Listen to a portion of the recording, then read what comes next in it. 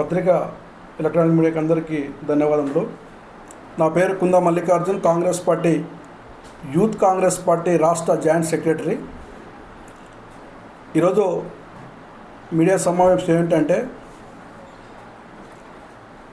Parliament ఎన్నికల సందర్భంగా అచ్చంపేట నియోజకవర్గంలో వివిధ పోలింగ్ల వద్ద జరిగిన చిన్న సంఘటనలను దృష్టిలో పెట్టుకొని మరియు నిన్న షాయినార్ కాలనీలో కౌన్సిలర్ ఇంటిపై జరిగిన దాడి విషయంలో ఈరోజు మాజీ ఎమ్మెల్యే గువ్వల బాలరాజు గారు మరియు బీఆర్ఎస్ పార్లమెంట్ అభ్యర్థి డాక్టర్ ఆర్ఎస్ ప్రవీణ్ కుమార్ గారు మీడియా సమావేశం ఏర్పాటు చేయడం జరిగింది.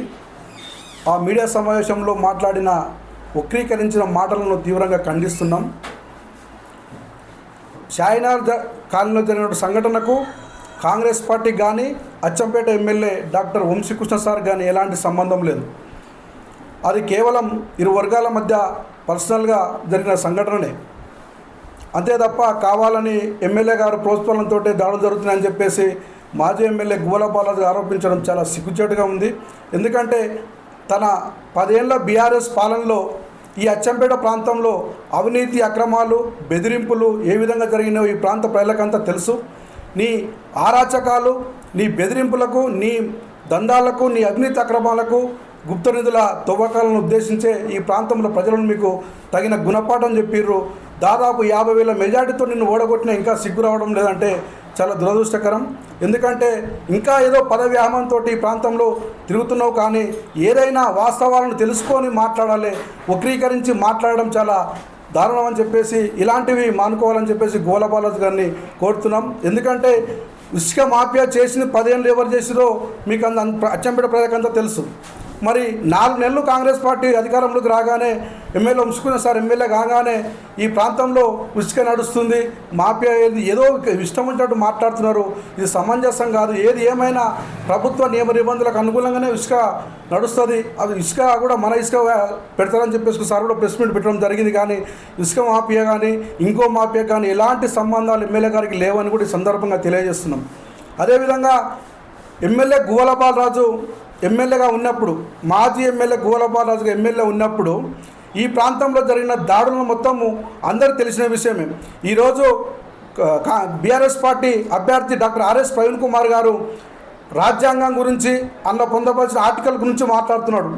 మరి ఆ ఆర్టికల్స్ గురించి మాట్లాడే ముందు, రాజ్యాంగం గురించి మాట్లాడే ముందు రాజ్యాంగం మారుస్తున్న పార్టీలోనే చేరి ఈరోజు మీరు మరి రాజ్యాంగం గురించి వ్యంగ్యంగా మాట్లాడిన వ్యక్తిని పక్కన పెట్టుకొని ఇష్టం వచ్చినట్టు పోలీసు వ్యవస్థ గురించి మాట్లాడుతున్నారు. పోలీసు వ్యవస్థను నిర్వీర్యం చేసి భ్రష్టు పట్టించిన ఘనత గువ్వల బాలరాజు గారికి ఉంది, బీఆర్ఎస్ పార్టీకి ఉంది. ఎందుకంటే తన ఎమ్మెల్యేగా ఉన్నప్పుడు ల్యాండ్ ఆర్డర్ తన చేతిలో పెట్టుకొని అమాయకులను క్యాంప్ ఆఫీసులో పిలిపించుకొని అర్ధరాత్రి కొట్టిన ఘనత మాజీ ఎమ్మెల్యే గువ్వల బాలరాజు గారికి ఉంది.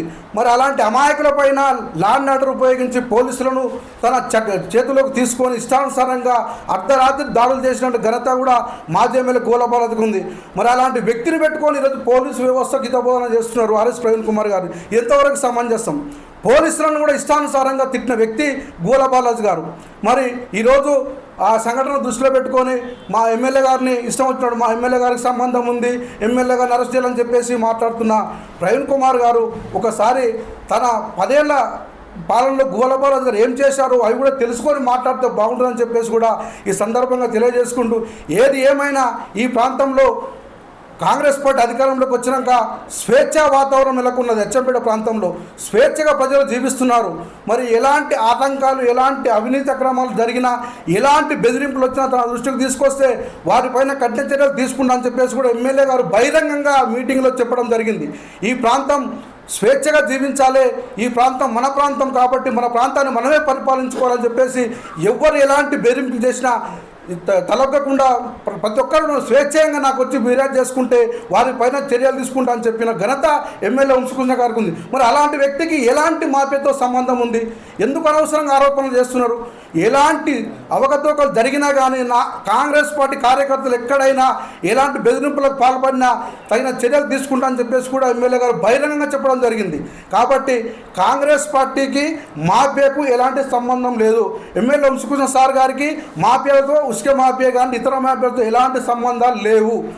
వచ్చింది కాబట్టి ఎమ్మెల్యే వంశీకృష్ణ గారు ప్రజాక్షేమము ప్రజల క్షేమంతో పాటు ఈ ప్రాంత అభివృద్ధి తను నిర్వీర్యంగా కృషి చేస్తానని చెప్పేసి సందర్భంగా తెలియజేసుకుంటూ, అవినీతి అక్రమాలు దొంగ రౌడీగా దయ్యాలు వేదలు తవ్వినట్టుగా ఈరోజు గోలబార మాట్లాడుతున్నారు. కాబట్టి అతనికంటే పెద్ద రౌడీ ఎవరు లేరు ఈ ప్రాంతంలో ఉన్న సంగతి ప్రతి ఒక్కరికి తెలుసు. మరి ఎమ్మెల్యే వంశీకృష్ణ అరెస్ట్ చేయాలని చెప్పేసి మాట్లాడుతున్న ఆర్ఎస్ ప్రవీణ్ కుమార్ గారు గతంలో చేసినటువంటి మాజీ ఎమ్మెల్యే దాడులను, అతనిపైన ఉన్నటువంటి కేసును ఉద్దేశించి అతన్ని కూడా అరెస్ట్ చేయాలని చెప్పేసి మాట్లాడాలని చెప్పేసి సందర్భంగా తెలియజేసుకుంటూ ముగించుకుంటాం. నమస్కారం, నా పేరు కాషన్ యాదవ్, కాంగ్రెస్ పార్టీ జిల్లా ప్రధాన కార్యదర్శి.